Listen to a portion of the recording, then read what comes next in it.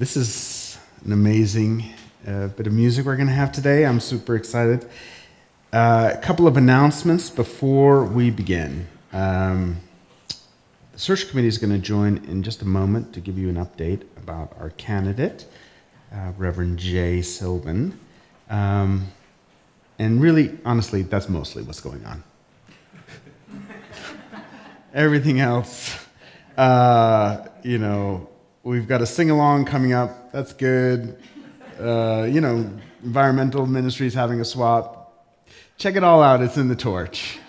But most important is what we're going to hear about now. So why don't you come on up?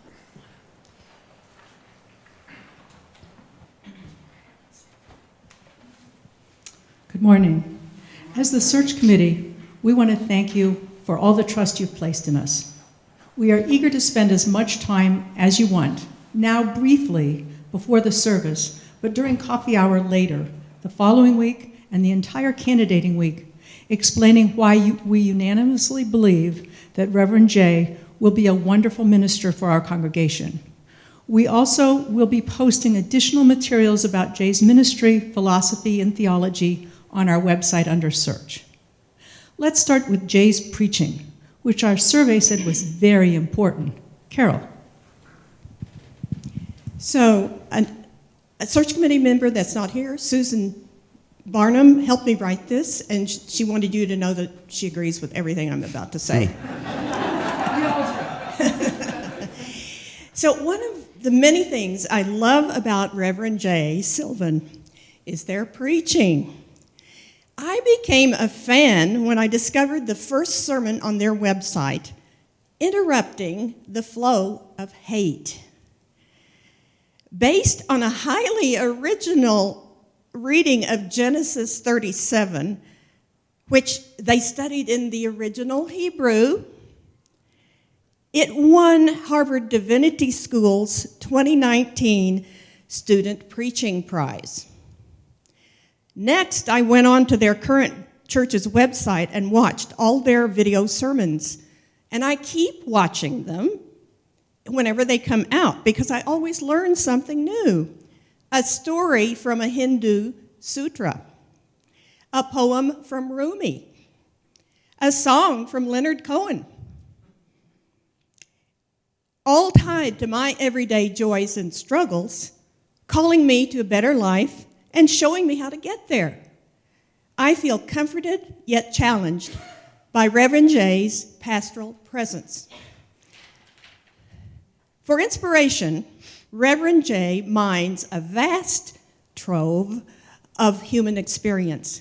They drink deeply from all 6 sources of our Unitarian Universalist values: personal experience and prophetic voices, biblical and other world religions, humanism, and indigenous wisdom. Sample those sermons on their website, and you will find their unique take on everything from world peace to insomnia, from family values to the Big Bang, from abortion in the Bible to how not to demonize our opponents. Reverend J speaks out for the inherent worth and dignity of every person. So they voice our passion for environmental justice, economic justice, and every other kind of justice. Reverend J would help us shine as a beacon of hope to our community. Next, we should consider Reverend J's pastoral character and presence. Sherry Whitwer. Hi, I'm happy to be able to share a few thoughts of why we are so excited about Reverend J. As a congregation, we obviously value and prioritize music and creativity. And Reverend J was so impressed by this and so excited about the possibilities in this area. And we were impressed with their creativity and artistic gifts and abilities and their application to their ministry. One thing that really stood out to us on their visit was their genuine interest in our congregation, our city, our state. Reverend Jay asked many questions about our history and our culture. Now, we all know Utah has its quirks, and we know that that may be overwhelming to some. And we also know there are many amazing things about living here, but there are real challenges. Reverend Jay welcomed the challenge and showed non-judgmental curiosity and a desire to understand us, and that was very impressive. Along these lines, and Carol made reference to this, Reverend Jay voiced a strong interest in social justice and was very thoughtful about how they could use their gifts to support our congregation and community in effecting positive change. Finally, Reverend Jay's references mentioned their outstanding pastoral work. At our visit, we found Reverend Jay to be very approachable and easy to connect with. We think you will find them to be open, kind, and compassionate.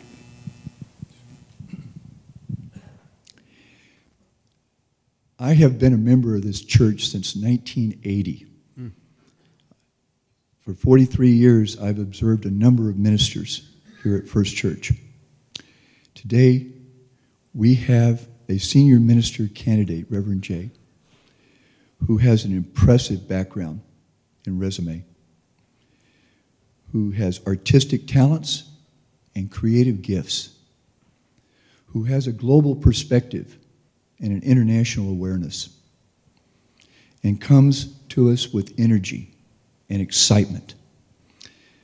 This senior minister candidate, Reverend Jay, shares our values, celebrating diversity, celebrating the young and the old alike, seeing everyone as equals, speaking out but not speaking down, always seeking simple justice, inclusion, not exclusion, acceptance, not exclusion, welcoming the outsider, encouraging the best in all of us, and communicating a strong sense of spirituality. So today our congregation is very fortunate to have this senior minister candidate. Thank you for trusting in us. Finally, as chair, let me explain a little bit about the process and the due diligence we employed. First, process. If we vote yes, Jay will join us in August as our new senior minister. If we vote no, it's a failed search. We'll start over again in the fall with a new survey, new focus groups, a new committee, and we'll try to find a senior minister next year. We're unanimously hoping that we vote yes. The due diligence that was employed. Looking at the resume, it's clear that Jay is youthful and relatively new to ministry. However, not that youthful. Jay's 40, 3 years older than Tom Goldsmith when he joined us as the minister. I was an attorney when I was 24. I was a professor when I was 33 and headed the internship program at the law school. 40's plenty old enough to be in charge of a church. Moreover, Jay's run a church as the sole minister for almost 2 years, so references became important. Jay submitted 3 letters of reference from that church in Houston. We followed up by calling them all, including 2 old ladies who'd held every office in the church for over 30 years. They said, Jay is absolutely brilliant. Their sermons challenge the congregation in useful ways. Getting the quotes right here. Jay drew young people and families, but the old people stayed. The church has had many interim ministers, and often it's a waste of time. No offense. You weren't a waste of time. But with Jay, things really went forward. The church liked Jay so much that they asked the UUA to allow them to keep Jay, totally contrary to UUA protocol. The UUA said no, to our great benefit. The Houston Church Search Committee interviewed staff about what they wanted in the new minister, and the staff said, someone just like Jay. This is high praise. We asked Jay for more references. In all, we checked 10 different references. I have been involved in search committees at the university. I have never checked 10 different references, including people from the theater and yoga world who spoke highly of Jay's managerial and organizational skills, which are important skills to have, whether developed in the ministry or in other sectors. We talked to the UUA regional congregational life person in the Texas region. They said, Jay is well known in the UU world and, quote, could be famous. Jay is dynamic, a really sharp mind, fierce advocate, really creative. We spoke to 3 UUA ministers in Boston who oversaw Jay's 3 internships. Reverend Crumpler said Jay developed into a beautiful professional, a self-starter, able to take initiative, also quite fun. Reverend May, who was a parish minister Jay substituted for, as well as a Harvard divinity professor, said Jay has a can-do attitude during COVID. She said, Jay will attract younger members with their style and irreverence, but Jay also has tremendous pastoral care capacity that older members will also be happy with. Reverend Dana Howard from, I think that's his name, from Concord, he knows everyone, said Jay was a tremendous asset to him. Jay did pastoral care very well. 7 church members died from COVID during that church year. Jay checked in on members of the church regularly. They came across to members as very caring. We talked to a second professor from Harvard Divinity School, Daniel McCann. He said, Jay made a graceful transition from being the sort of student who is quick to challenge unjust power and structures to being the sort of minister who exercises power in a comfortable and thoughtful manner for those around them. Jay is fearless in engaging issues that others may hesitate to talk about. And an obvious strength is the wide-ranging artistic talents that can lead to transformative worship. You should know that all of the candidates we considered had come to ministry as a second career, but Jay's prior experience in the arts will be relied on to make our church a more vibrant place of worship. Almost done. Finally, I want to mention the first thing that Jay said to us in our screening interview. We asked, and we ask everyone this first question, why are you interested in our church? Jay had 2 points. Jay loved our creative energy displayed in the Burrito song, the modern Unitarian video, our musical performances. We could be a home for Jay's creative energies. Then, Jay told us that they didn't want to be someplace like Boston, where everyone is a progressive Democrat. They wanted a ministry where conservative forces and progressive forces were at play, someplace they could do ministry to the outcast and work to improve mutual understanding. Our reaction, this is the right place. We want you all to know that we unanimously and strongly think and believe that Jay is the right minister for our church at this time. We are all available to you to follow up with during coffee hour and over the week. Thank you very much for the trust you've imposed in us.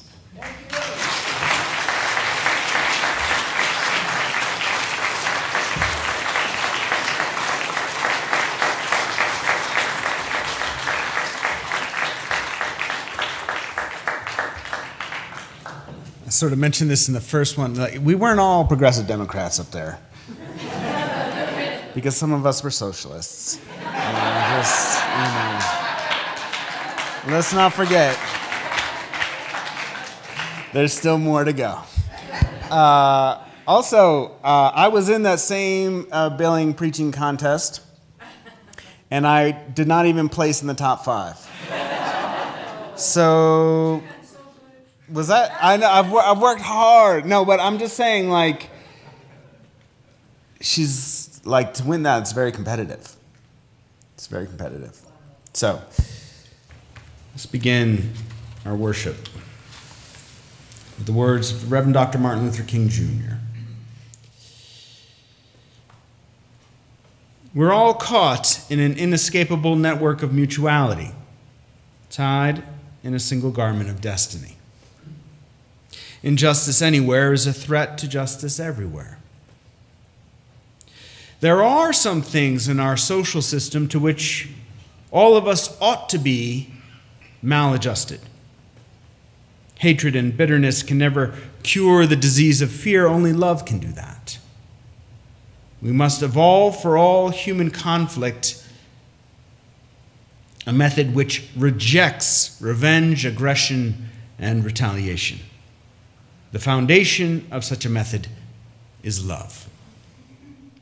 Before it is too late, we must narrow the gaping chasm between our proclamations of peace and our lowly deeds, which precipitate and perpetuate war. One day we must come to see that peace is not merely a distant goal that we seek, but a means by which we arrive at that goal. We must pursue peaceful ends through peaceful means. We shall hew out of a mountain of despair a stone of hope.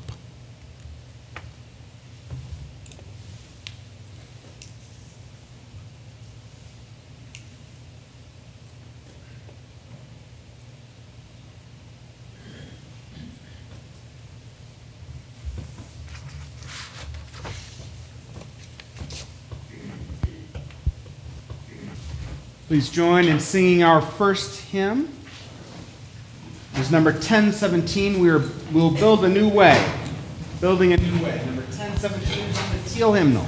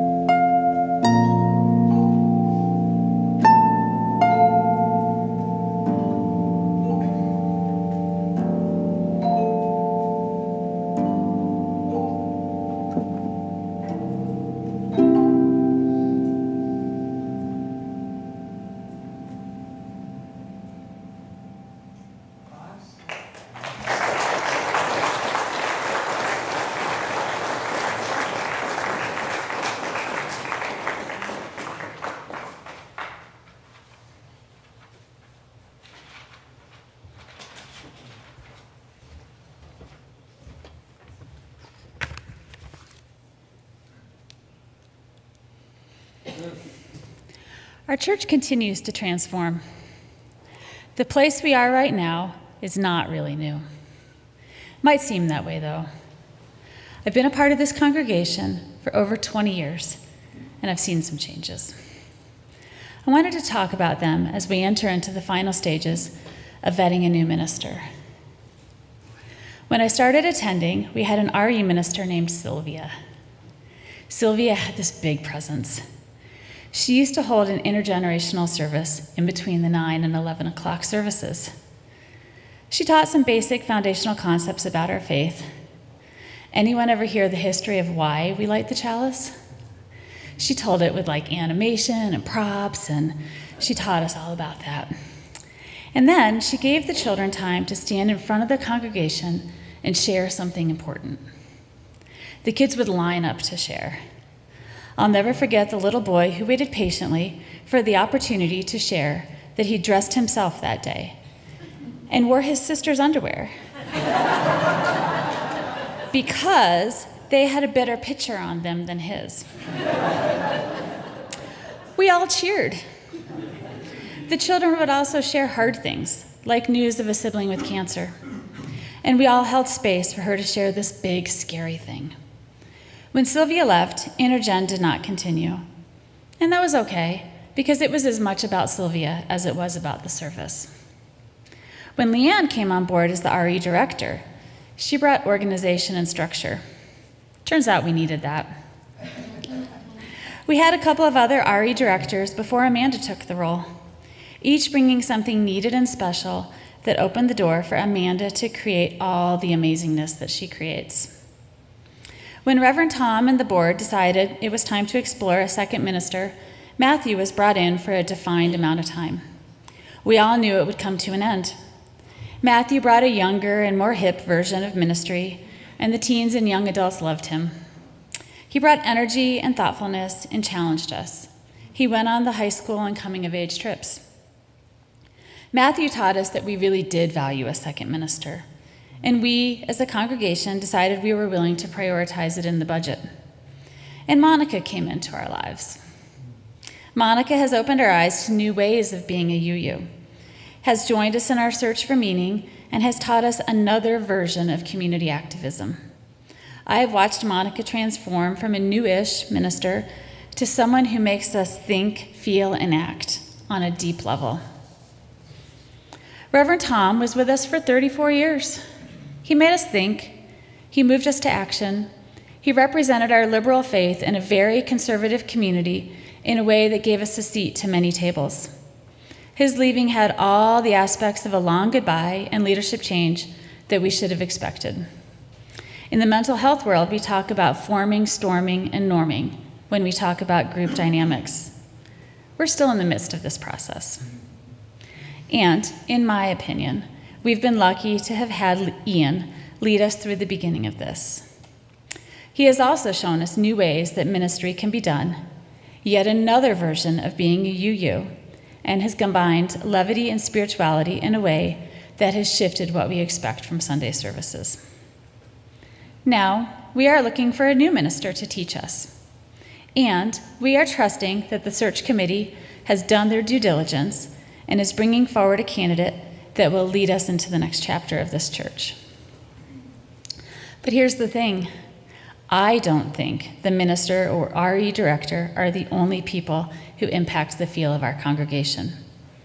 It's each and every one of us. For me, my commitment was solidified when my daughter was a baby, not because of Tom or Sylvia, but because of an amazing group of parents with kids the same age who were open to forming a community. We taught RE together. We had coffee and play dates after church. We hosted activities at our homes so that our kids would feel connected to each other and to the church. We chaperoned lock-ins at church and service trips when they were in middle and high school. Kim, Dot, Lori, Derek, Rob, Kehlani, Chuck, and others were important parts of my life. And their kids were important to my daughter.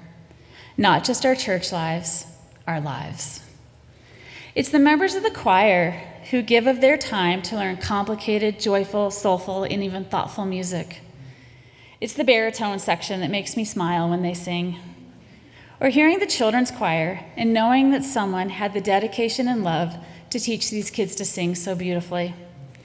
And the boy in the back row who dances while he sings, I come for him.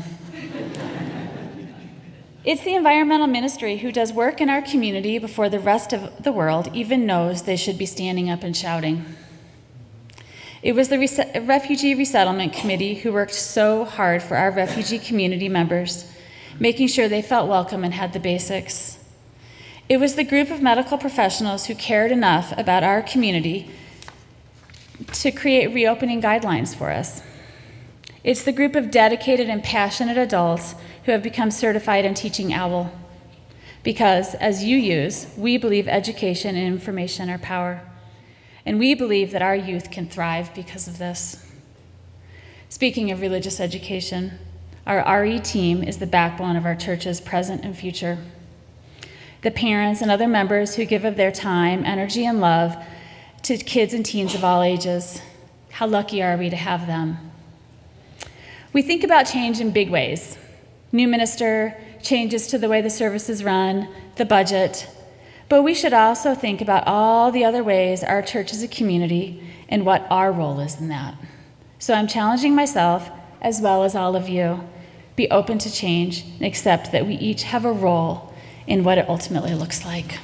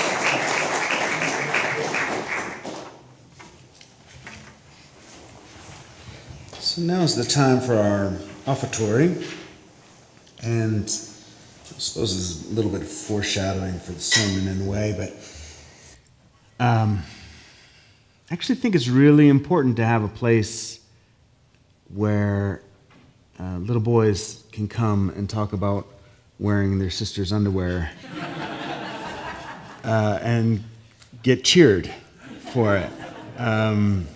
There's actually kind of a lot of places where they would be reprimanded for that. And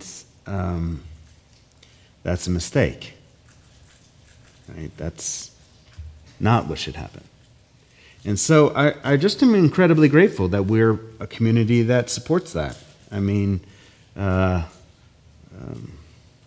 good pictures on the underwear aside, like, wear what you want, truly, right?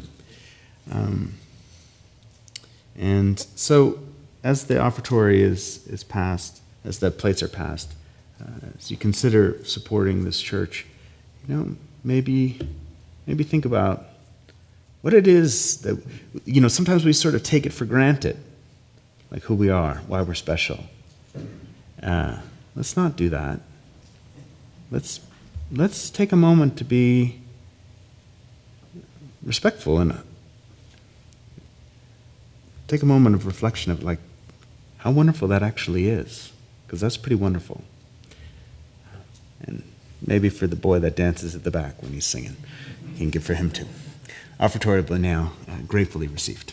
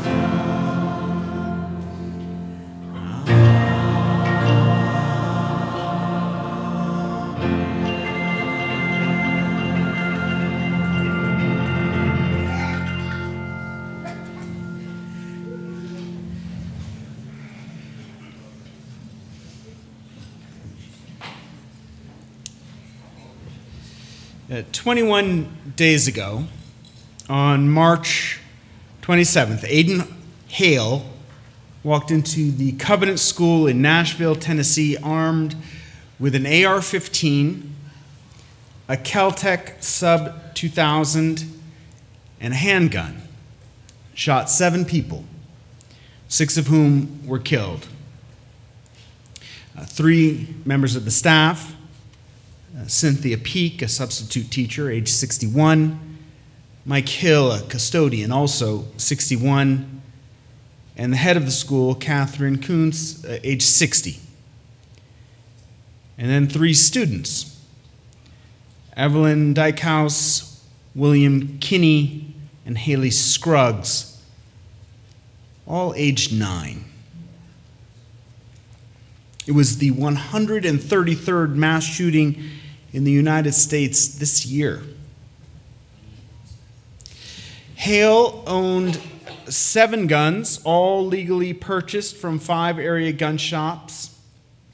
It's estimated that 16.4 million guns were sold in the United States last year. And the article I read was like, and it's showing a downturn.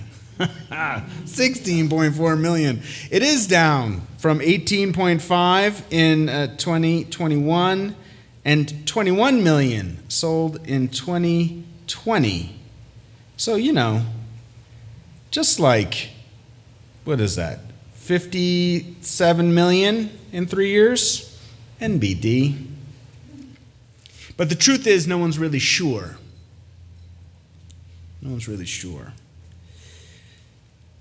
We know how many guns have been produced by gun manufacturers, but there is currently no regulation that federally licensed dealers need to report. They don't need to report sales volume to the Bureau of Alcohol, Tobacco, Firearms, and Explosives. We have no idea how many guns are really circulating. It's a volatile epidemic that is tearing the fabric of our society apart.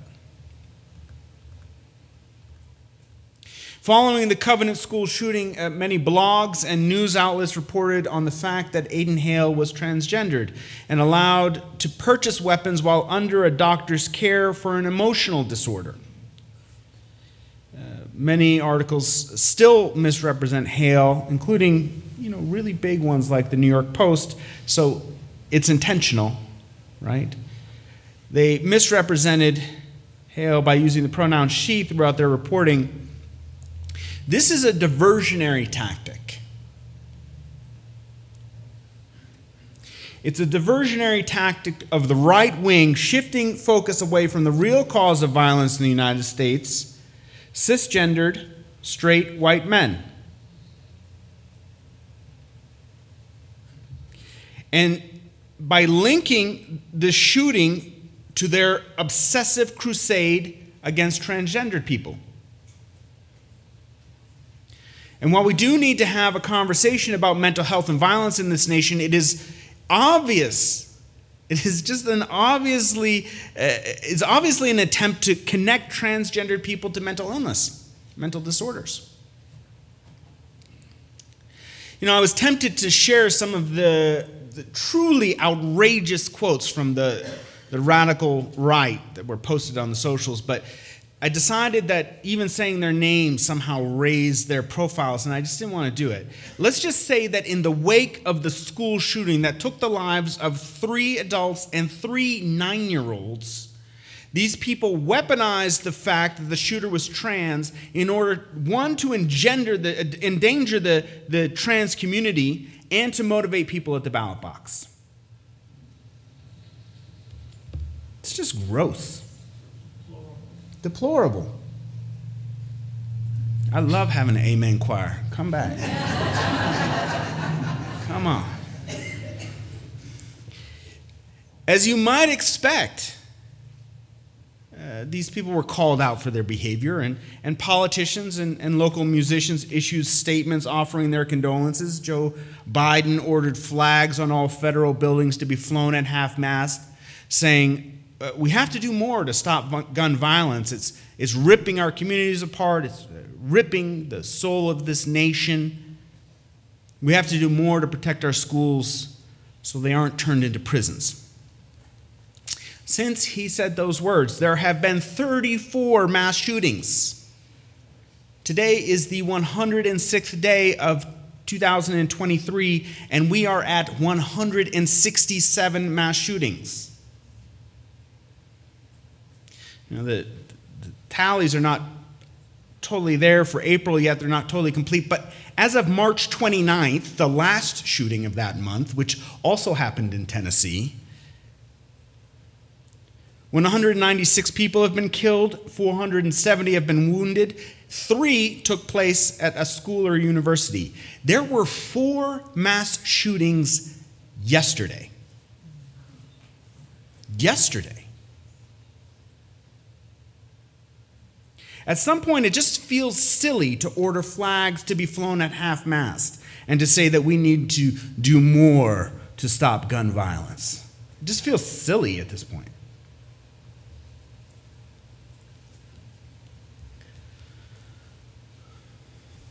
On March 30th, thousands of protesters marched on the Tennessee State Capitol demanding stricter gun control laws, including children carrying signs that said, "I am 9." Say that with me. I am 9. I am 9. Imagine being a 9-year-old walking up with that sign. I am 9. The 3 state representatives, Justin Jones, Justin Pearson, and Gloria Johnson, protested from within the chamber of the Capitol, leading chants of "No more silence," "We have to do better," "Gun reform now," and "Do you even care?" with the people who filled the public gallery. In a sick moment of serendipity, the protest temporarily delayed hearings on gun legislation designed to expand access to firearms, which is surprising because I honestly don't even know what's left. Truly, Tennessee, like several other states, has already done away with the need for permits for concealed carry. Like, what's left at this point? If we want to talk about mental illness, something is happening that I cannot understand outside of it being some sort of compulsive mental disorder. They are obsessed. It is an obsession.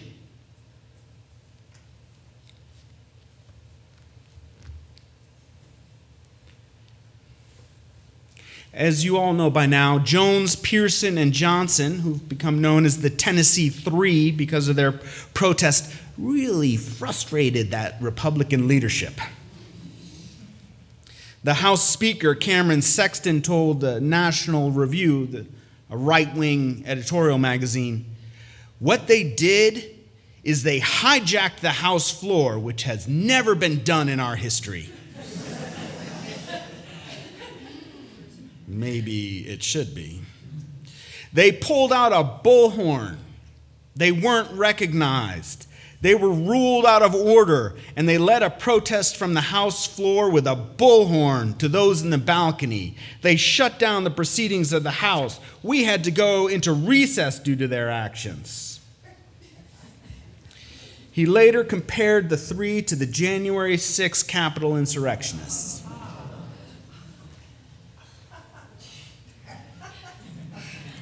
What's the right word for that? Despicable. I said a dick earlier, but I did. I like, what a dick. Like, I don't know what else to say.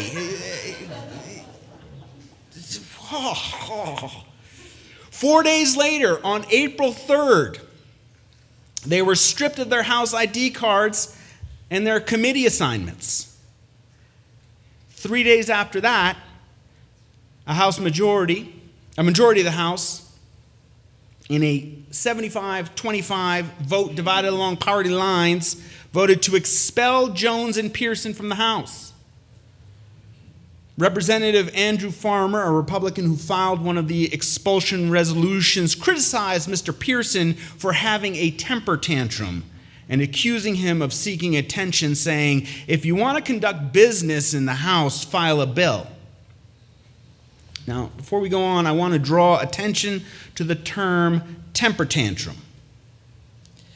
When you think of a person who has temper tantrums, do you think of someone who was president of his class at Bowdoin College, which is a really nice elite private school in the East?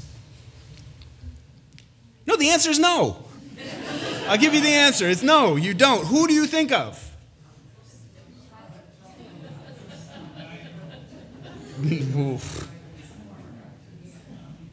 A 2-year-old, right? Who has temper tantrums? 2-year-olds. Children who don't know how to behave when the adults are talking. Representative Andrew Farmer and House Speaker Cameron Sexton are white supremacists who hide beneath the cloak of gentility, but who trace their ideological roots back to another scion of Tennessee, Nathan Bedford Forrest, slave owner, decorated Confederate general, and the first Grand Wizard of the Ku Klux Klan, an organization created to suppress the agency and political ascendancy of black people. Gloria Johnson, third member of the Tennessee Three, was not expelled. And while we should not be surprised that a 60-year-old white woman did not receive the same punishment as two young black men in their 20s, we should be critical. And I mean, we should be critical because it is important to point out that the two black men were removed and she was not. That's important to point out. That's how white supremacy works. And on a secondary level, this is how the right wing attempts to divide our solidarity. By not suffering the same consequences, people now look at Sister Johnson as somehow apart, somehow distinct, somehow separate from Jones and Pearson. And when she was asked why she was not expelled, she responded, well, it's likely that it had to do with the color of her skin, which is true. But it is also true that it was a wedge that was used to divide people who were in solidarity with one another. We now speak of the moment as the Justins, making it a black movement for justice rather than an interracial one, which is what it is. And the Justins should get all of the props and praise that they are due. Let's not get confused, right? And let's not get confused about what happened. The movement needs an interracial coalition. Now, the Justins were both raised in an environment that was deeply influenced by the movement for civil rights, which makes the actions of the Tennessee House on April 3rd almost feel too scripted. As Tim pointed out, that was the night of Martin Luther King's last sermon, because without any sense of irony or shame, the expulsions occurred 2 days after the 55th anniversary of his murder in Memphis, Tennessee.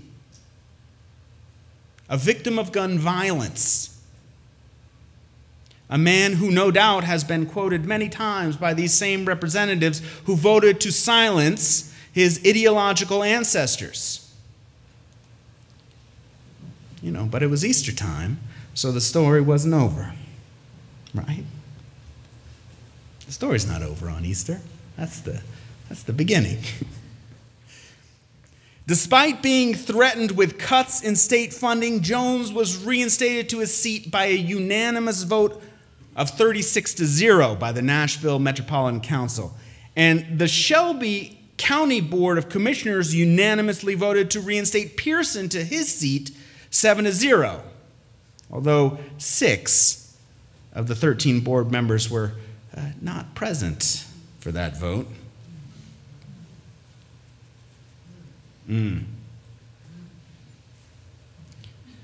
Now, these are interim positions that will require a special election, but, as national heroes, we'll probably give them some money. We should. Reverend Sam Title, the minister at the UU Church in Memphis, the Church of the River, invited Justin Pearson, who just happens to be a pastor's son, so he knows how to speak from the pulpit. He was invited, and he came to deliver the Easter sermon. Now, I talked about this in the first service, and Kristen's husband went home to hear it. You should go listen to it, too. It is worth your time. It runs a little longer than mine. He's in a tradition that runs a little longer. It is worth every moment. It is worth every moment to digest his message of why resurrection on Easter, why resurrection is a promised prophecy to a persecuted people. That the story is not over for a persecuted people. That there is hope in rebirth, that evil does not have the last word, and that there is a future for those with less power despite overwhelming odds. Please check it out. Church of the River, Easter service. But that's another sermon. I want to talk about this one, which is about what it means for us.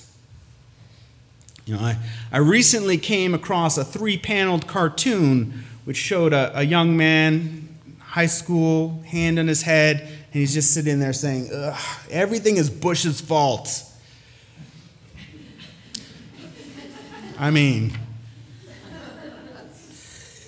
in the second panel, there he is in college. He's typing on a laptop, and he's sitting there and he says, "Oh, history is a vast web of political, economic, geographic, and social factors that are all constantly shifting over time, and there's always deeper layers and new perspectives so that we have to view it as a complex system instead of looking for easy narratives about villains and heroes."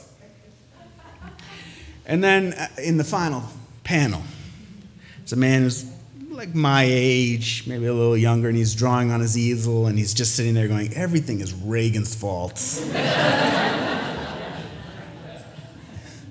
Exactly. Everything is Reagan. And I chuckled because I've been walking around these last couple of months just to no one in particular. Everything is Reagan's fault. I suppose if I were a little older, I'd be saying everything is Nixon's fault, But the truth is that the radical right has been around since the founding of this nation. But we are not just engaged in political conflict with ideologues. We are in conflict with our identity, and it's impacted us in 2 ways. First, we have heavily invested in a conversation about our rights. Right? Henry Rosemont says, our morally, politically, and metaphysically fleshed out concept of the self as free, rational, autonomous, individual has clearly been the foundation for virtually all modern Western moral and political theories, from Hobbes, Locke, Kant, Marx, Bentham, Mill, and Rawls. Our theories of justice have been so deeply grounded in this concept of individual rights, it feels like we cannot separate ourselves from it. And that the values of the community must always be taken second. They must always serve the one master. They must weigh more lightly on the scales of justice. Now, my right to own an AR-15 is greater than the right of a school of 9-year-olds to be safe.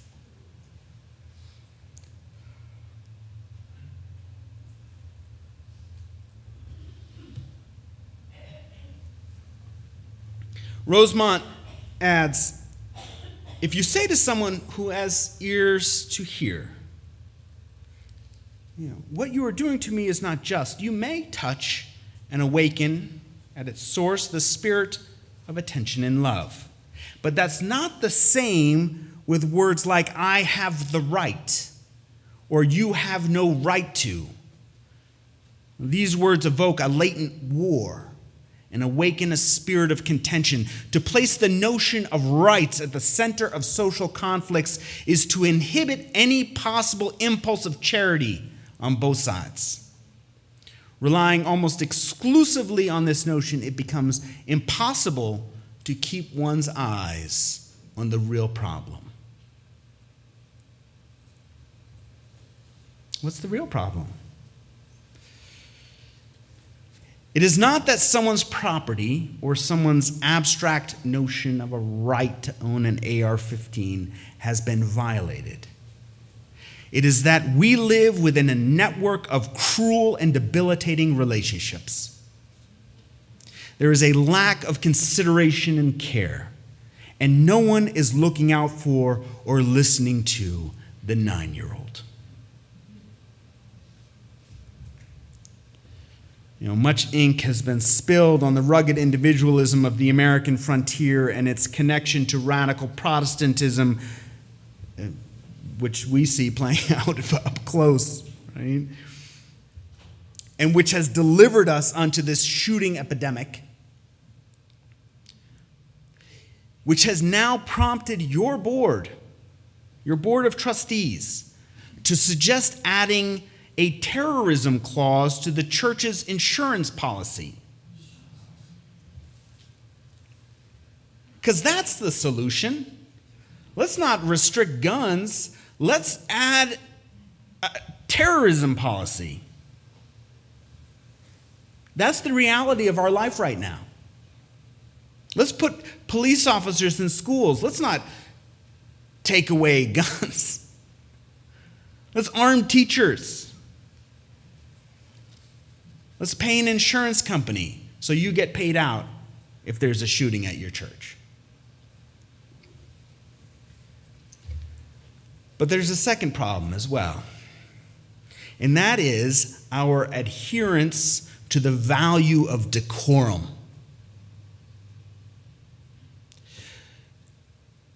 We are still clinging to the illusion of fair play. White supremacist and Representative Andrew Farmer was appealing to this unconscious pledge of allegiance to the decorum in white liberals as he chastised Representative Pearson by saying, if you want to conduct business in the House, file a bill. He wasn't saying that to him as much as he was saying it to us, right? These are values that need to be respected. There's a right way of doing things. It doesn't matter that the House has been gerrymandered so badly that it is now split 75 to 25. We have rules. There's a thing called civility. This intentionally obfuscates reality. The reality that Angela Davis points out, the reality that violence exists on the surface everywhere for black people. But if we are going to seriously grapple with the demons of this nation, if we are going to rejoin Jones and Pearson in true solidarity, we need to abandon this notion of civility, which is going to be tough because we love it.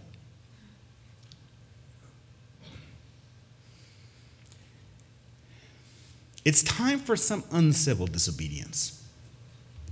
It's time to bring the bullhorns in.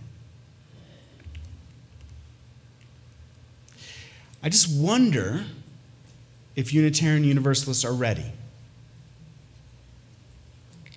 We still want to believe that playing by the rules will give us different results because we've benefited from these rules. Shoot, we've written some of these rules. We understand them. They shape our identity. But if we want to be in true solidarity, it is time to be uncomfortable. It's time to be comfortable with a disobedience that some may find uncivil, inappropriate. The forces are already starting a new narrative about Justin Jones. Right? A video has emerged of him standing on a police car during a Black Lives Matter protest. A protest designed to reclaim black humanity from the systemic violence and murder that they experienced at the hands of police in Tennessee. And the release of this video after this insurrection is intentional. It's designed to say, good white people, this is not the black man you want to align yourself with. Look at his wanton disrespect of authority. He damaged a police car. Look at his vandalism. Is he one of your leaders?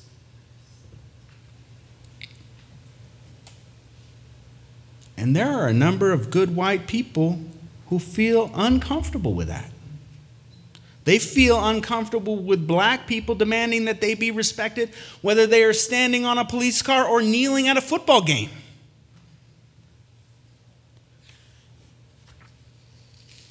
No protest is civil enough.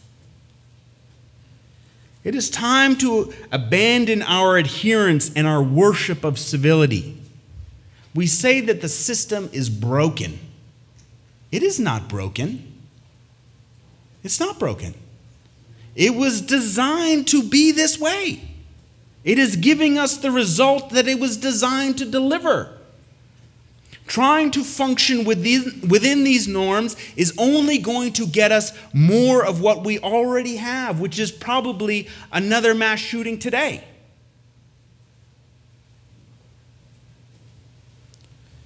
You know, I opened with the words by the Reverend Dr. Martin Luther King, Jr. Injustice everywhere is a threat to justice everywhere. There are some things in our social system to which all of us should be maladjusted, including, I think, this phony pretense to civility. They are not civil with you at all.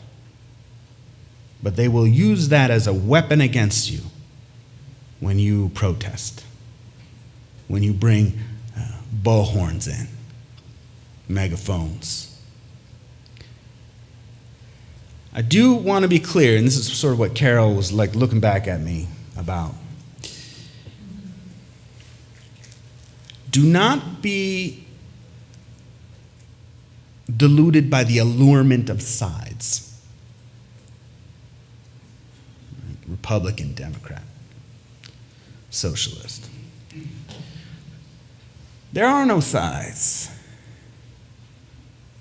We have this campaign called Siding with Love. Love has no side. Doesn't mean that the demons aren't at work in our world. It's happening. It's here. Kids are dying. People are dying. But our uncivil disobedience needs to be grounded in the sense that I love. That is why I'm here, and that is why I'm angry. I love the little boys who wear girls' underwear. I love them.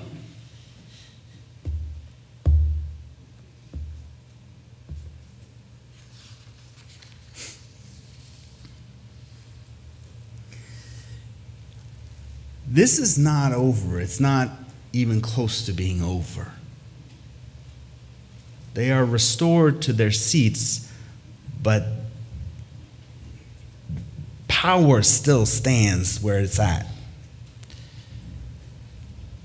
What are we going to do? I think it's time for us to get a little uncivil, a little maybe less good people, and show them what's up. Amen.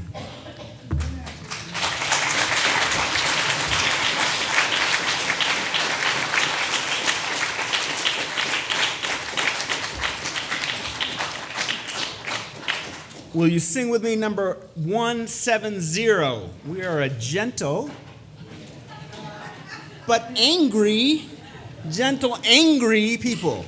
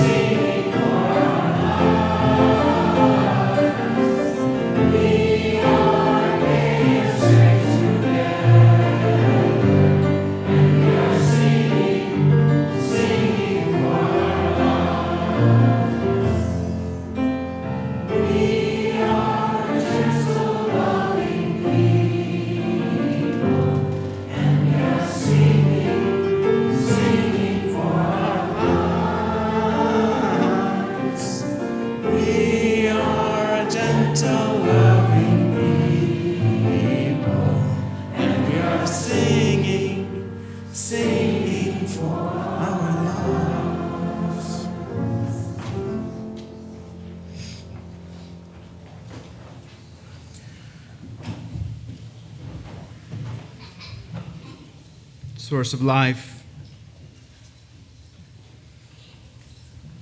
God, my darling,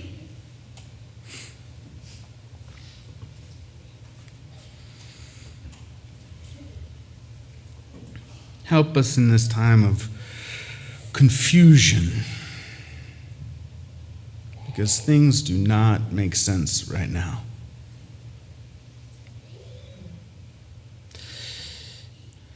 Inspire us. Inspire us with the giggles of young children.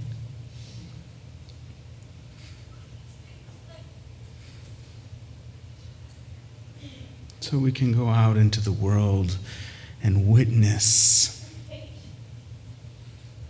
and shout and be uncivil as we proclaim to the heavens that every one of us has worth and dignity, and the right to own an AR-15 does not supersede that.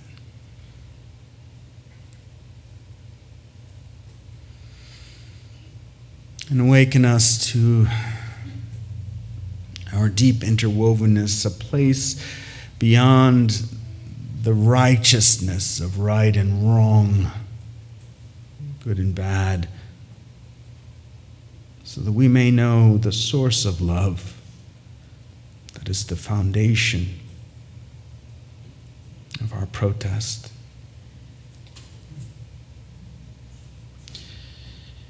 And fill us with grace so we might put down these socially imposed and relished identities of decorum that are keeping us from saving our children.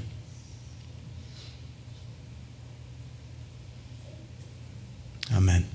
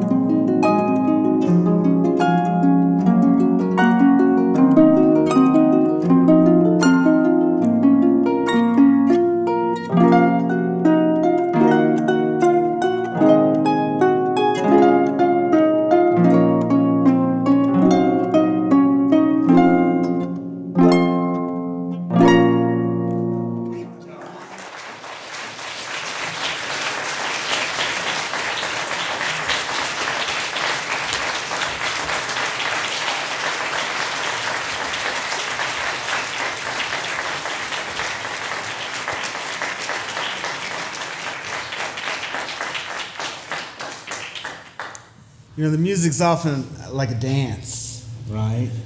And when we were talking about it, I was like, wait, how's harp going to work with this? It worked perfectly because I needed to be reminded of beauty in the world, you know? Julie Hewkin, everybody.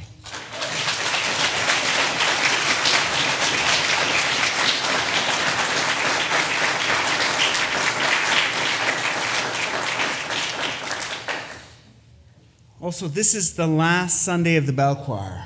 The bells. Yeah.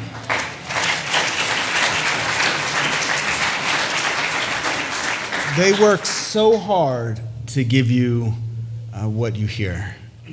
They work so hard. Holly Stuart, right here.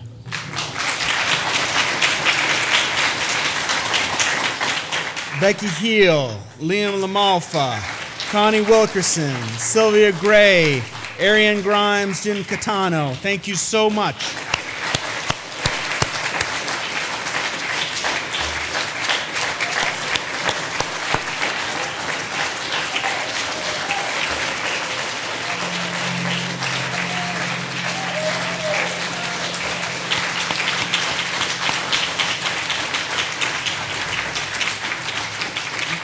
David Owens is more than just a cowboy. Like this is a rustling. He rustles these people together, and they sound amazing. So David Owens as well. Thank you so much. Yep. Kristen Quinn, our lay minister. Kristen, thank you so much for keeping me now in together. Sacrament of coffee will now be held. Please come join us.